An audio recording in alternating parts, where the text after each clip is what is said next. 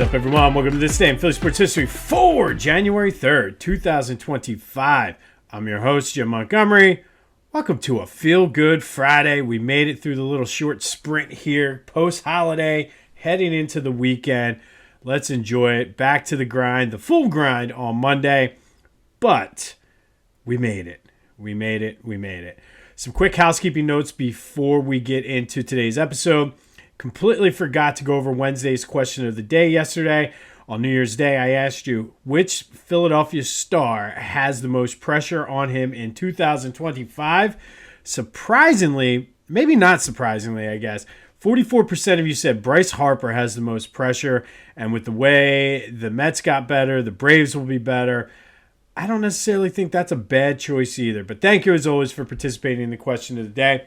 We'll go over yesterday's later in the show and have a new one for today. Be sure to follow me on social media, Jimbo_Mont on Twitter and TikTok, at Philly Jimbo on Instagram. Subscribe to the YouTube channel, Jimbo_Mont, and continue to spread the word. Lots of good things. I have some new things I'm going to be trying out with the presentation. I'm going to try to start recording the podcast on my iPhone.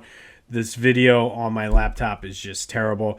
So we'll see what happens. But I got to play around with that hopefully this weekend in the snow.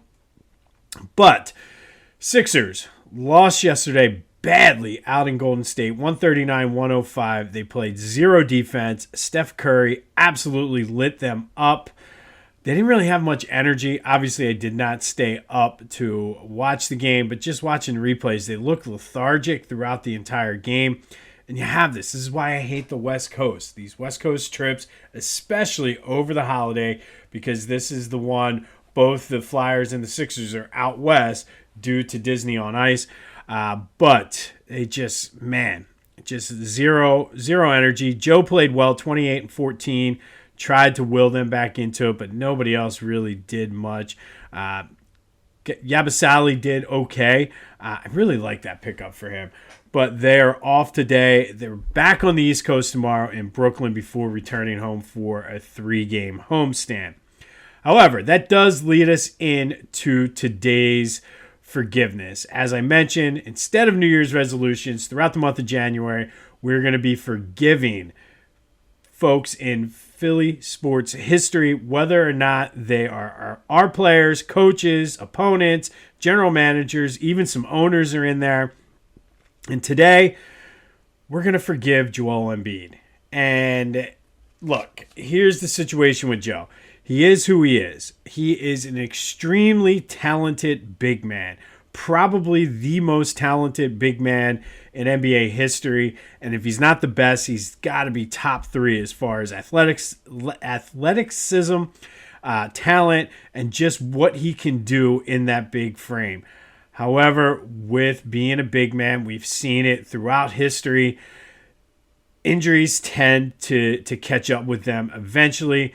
And for Joe, a lot of the injuries have been bad luck. The freak injuries, I've talked a lot about this.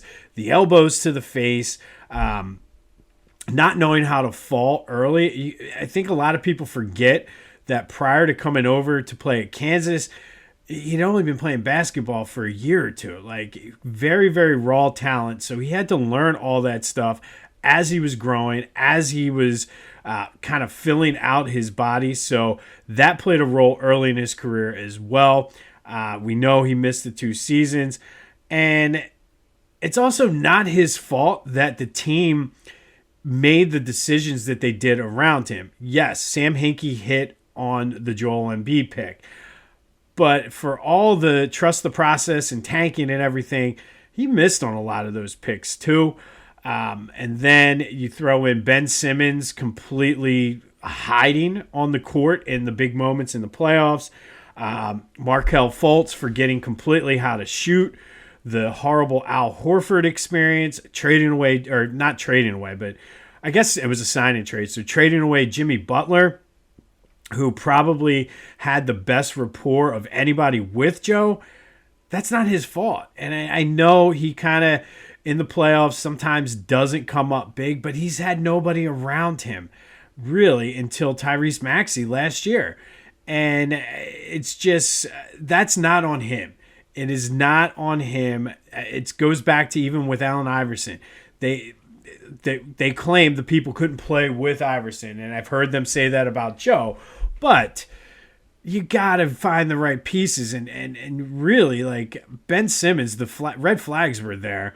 Markelle Fultz, you got hoodwinked by Danny Ainge, and it should have been Jason Tatum. The Al Horford thing, nobody's going to tell me any different. He was a spy. But for his career, Joe's averaging 28 points, 11 rebounds, great numbers. He's a potential Hall of Famer, one of the best to ever play for the Sixers. I do think he's a generational talent. I know that word gets thrown out a lot, but look at what he can do as a big man. Again, the injuries, it is what it is, but he's had no help. And that, again, is not on him. Ben Simmons completely hiding in that Atlanta game is not his fault.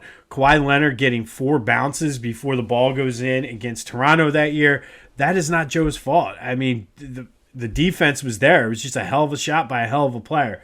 So, Joe, I forgive you for a lot of the things that went down this year.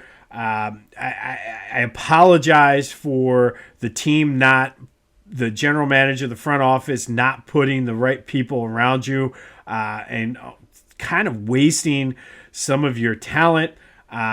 But one thing that Joe does do is he comes out to play all the time. The load management and everything like that, that's not necessarily on him. That's on, again, the front office and the coach managing him. But Joe wants to play. Joe is a warrior. So, Joe, for all of the things that happened this year, I kind of am glad you punched Marcus Hayes in the face, though. I appreciate that one. But everything else that went down, the team meeting, this, that, and the other, I forgive you. We're trying to bring good karma to our teams, and the Sixers right now certainly need it. So, Joel Embiid, I forgive you. That weight now has been lifted off of my shoulders. We will forgive someone else tomorrow, so be sure to tune in.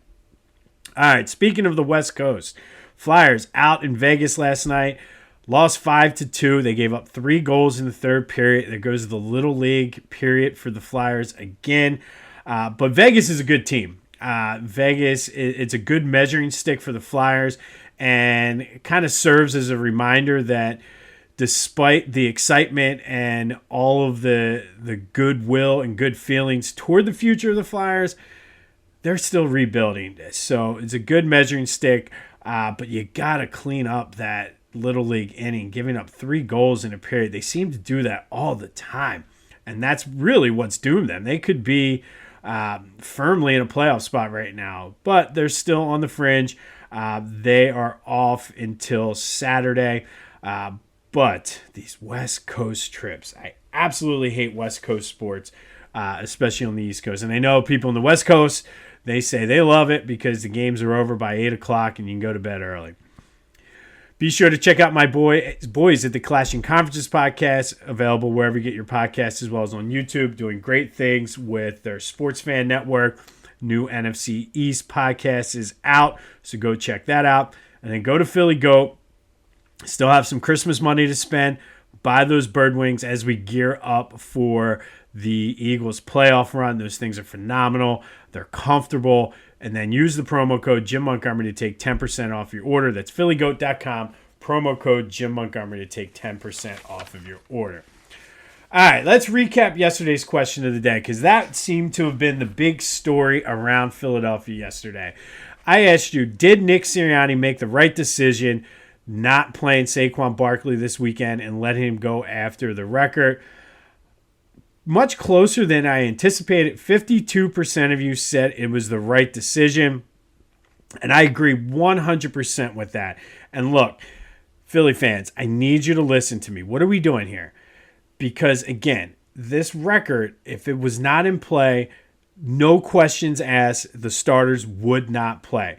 And as great and as cool as it would be for Saquon to get that record, is that what we're hanging our hats on? Well, we have the all-time rushing leader. Yay! Really? Because where I come from, we're trying to win Super Bowls. We're in a division with the Commanders, the Cowboys, the Giants. When you have discussions and debates with them, before 2017, it was always, well, how many Super Bowls have you won? Now that we got the Super Bowl, it's, well, you're the poverty. I heard somebody say, you're the poverty of the NFC East. You only have one Super Bowl. And I want more. I want to get into that conversation. Yes, we still have 2 more before we're caught up with Washington, but that's my main goal. And if Saquon not getting the record is going to get me to the Super Bowl, sign me up. And again, if the record was not in play, these guys would not be playing. I think everybody would be there. Yeah, rest them, take the bye, get ready for either Washington or Green Bay. And truthfully, Saquon plays on Sunday, gets hurt. All of you out there saying, oh, we go for the record, would be the first ones on Nick Sirianni's ass saying, well, why did you play them? That was a stupid decision. You should have rested them. So I know it's a cool thing. I know some of you out there are disappointed, but relax, because I want to get into that championship debate. Because if once we win another Super Bowl, and yes, some of them pre-Super Bowl, some of those pre-Super Bowl championships are older and whatnot. But we got the Giants, who have 8 total NFL championships, 4 Super Bowls, 4 NFL championships. You have Dallas, 5 Super Bowls. You have Washington, 3 Super Bowls, 2 NFL championships. And then you have us with the 3 NFL championships and 1 Super Bowl. You give me another Super Bowl, we got just as many championships all time as Dallas. We got just as many championships all time as Washington. I'd rather have that and have that in my pocket for a debate than, well, we have the single season rushing leader. No, because I am going to get laughed off of wherever we are. If we're out at a bar, I'm going to get laughed out of PJ Willihan's if I say, well, we have the all-time. Nobody cares. This isn't baseball. Records in baseball are completely different beasts than what they are in football. In football, it comes down to winning and not playing Saquon Barkley, who has an injury history. All right. And was very, we've been very lucky this year with injuries. So why tempt the fate? Rest up, get the extra bye, and then get ready for the playoffs, because this season is about a Super Bowl, not the NFL single season rushing record. And sorry, we need to be better as Philly fans. That's such an old school loser, old Philly mentality. Well, we got to do this. Well, I can't. Yeah, sure. It would have been great to do both. But guess what? Did Eric Dickerson, when he set the record, did they win the Super Bowl? No. O.J. Simpson, when he set the original one, did he win the Super Bowl? No. So doesn't guarantee you're going to win the Super Bowl. So sign me up for winning the Super Bowl and the championship, because at the end of the day, that's what matters. And we need to change our mindset here in Philadelphia to reflect that. We're not one of these sad sack loser franchises. We have a storied history. We need to get those, fill up our trophy case and be able to have those debates and be like, let's go. So I'm all for it. It is the absolute 150% correct decision by Nick Sirianni to not play those guys. And I do think it's taken away from the bigger story and more concerning story is that Jalen is still in the concussion protocol. That is concerning. Yes, we have a whole nother week before the next game, but that is my big concern right now, because it looks like Tanner McKee is going to play on Sunday, and Kenny Pickett still has the broken ribs. So going back to the Washington game on Thursday night, maybe there's something more there with Jalen. That is concerning to me. Forget the whole debate about whether – nothing we can do about it now. Saquon's not getting the record. He's going to rest, and that is the right decision. But we need to focus now on should we be concerned with the quarterback right now? There were some positives out of Philadelphia yesterday. Saquon, Zach Bond, Jalen Carter, Landon Dickerson, Lane Johnson, and Cam Jurgens were all named to the Pro Bowl. Excuse me. Jordan Mailata, probably the most notable snub. But again, these are things that don't necessarily matter when you're chasing a Super Bowl anyway. I saw some people upset that AJ didn't get it, but I don't know. He missed some games there, but in the games he's played, he's been phenomenal. So, a little bit more on the record, too. You can make the argument, I saw this, I forget where, you can make the argument that Saquon Barkley's season this year was better than Eric Dickerson's because Dickerson set that record on 34 more carries than what Saquon has. So you would expect and think that he would get 34 or 100 yards on 34 carries. But again, is it worth the risk? No. So, but that does lead to today's question of the day. Will you watch the game on Sunday? A meaningless game against a terrible Giants team. Yes, they are the Giants. They're my most hated rival, but will you watch the game on Sunday? Depending on what happens this weekend, I might be listening to it while I'm taking down Christmas lights. I don't know. If I'm inside, yes, I'll watch it. But what do you think? Are you going to watch the Eagles game on Sunday? Or are you going to use it as a bye week and do something with the fam? 267-495-8531. That'll get you into the Back to the Future voice and text line. Get that, anything else Philly sports related off your chest. Full of controversial takes today. I'm sure you got something to say about the Saquon thing. I'm sure you got something to say about me forgiving Joel. But remember, the forgiveness thing is all about bringing that good karma. And I laid out why we should forgive Joe. It's not his fault, man. It's just not his fault. Sirianni made the right decision. Call me or text me on the Back to the Future voice and text line and let me know why I'm wrong. All right, today we have a little bit of a double header. First, we're going to go back to 1973. And happy birthday to the Broad Street Bullies. On this day in 1973, the Flyers beat the Flames 3-1. Fred Shero credited the team's physicality for the victory down in Atlanta. The next day in the Philadelphia Bulletin, the headline read the Broad Street Bullies. So on this day in 1973, the Broad Street Bullies were born. So happy birthday, Broad Street Bullies, all because of their physical play, completely changing the culture of the entire Flyers organization and really setting the tone for them to win the 2 Stanley Cups in the 70s. And then we're going to go 20 years later to 1993. And on this day in 1993, the Eagles beat the Saints down in New Orleans 36-20 in the NFC Wild Card game. It was the first playoff win that I ever saw as an Eagles fan. Their first win since the 1980 NFC Championship game against the Cowboys. And it wasn't without the drama. They were down 17-7 at halftime, and it looked more of the same as always has been the case going back to the Buddy Ryan days in the playoffs. But they exploded in the fourth quarter, scoring 3 touchdowns. Fred Barnett, Heath Sherman, and Eric Allen finishing it off with an interception return. That was the bring it home for Jerome year. It still was it was a very fitting and satisfying win for me because I've told this story on here before. Went to get Reggie White's autograph. Him and Jerome Brown were down at the University of Delaware.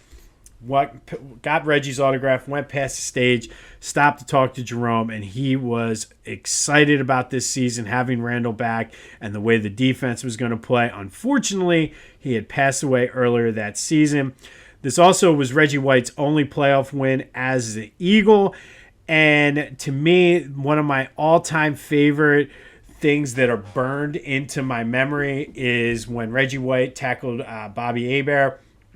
Got the safety, and he's dancing around doing the safety. It's one of my all-time. It's always going to be etched in my memory.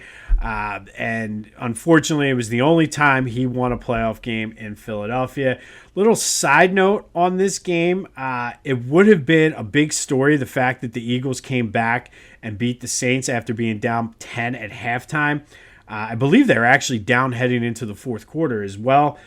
But overshadowed that day, this was the day that Frank Reich led the Bills back to that incredible comeback over the Houston Oilers as the backup. So kind of the Eagles finally get a playoff win, and it was overshadowed by the Buffalo Bills. But that happened on this day in 1993. Eagles beat the Saints 36-20 in the NFC Wild Card game. And then on this day in 1973, the Broad Street Bullies were born. Fred Shero saying their physicality contributed to the 3-1 win over the Atlanta Flames.